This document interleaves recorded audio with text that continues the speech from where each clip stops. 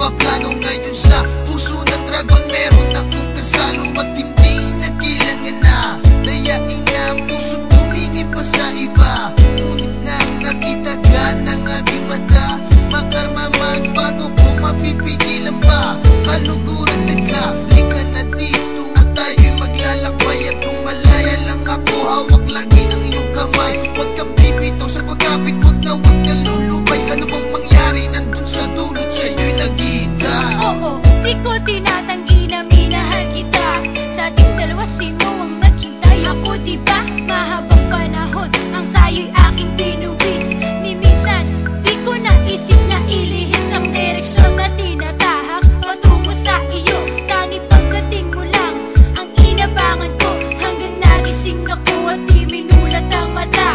Sa di kasiguraduhan nagpapakatanga, kaya nung nakita ko siya, sa kanya ako naibalik. Ibinigay ko sa iba ang pwesto mo sa aking pili. Din dumating ka kung kailan di na maaari. Isa lang ang puso ko, alam mong di pwedeng mahati.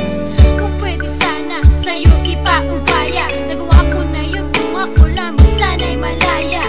Pero madaya, ayaw kong makasakit. Okay na ako sa kanya, kaya wag na nating hiling. Ko'y bakit ngayon ka lamang dumating at hindi ng mga sandali na ako'y malaya pa at hindi ngayon na meron mga iba.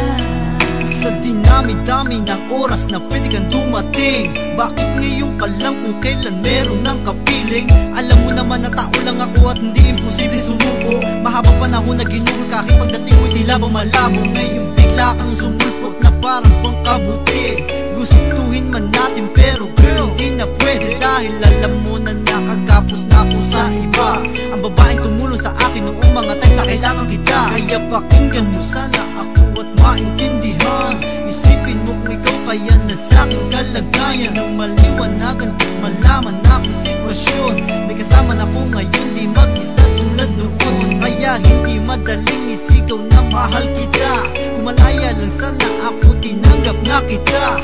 Pero pasensya na, may kabiyak na ang aking puso. Walang ibang dapat gawin kundi ang pilitin sa'kin ay lumayo. Ilang segundo, minuto at oras ang binilang. Ilang araw, ilang buwan, ilang taon na talagang naghintay sa'yo. Kung kailan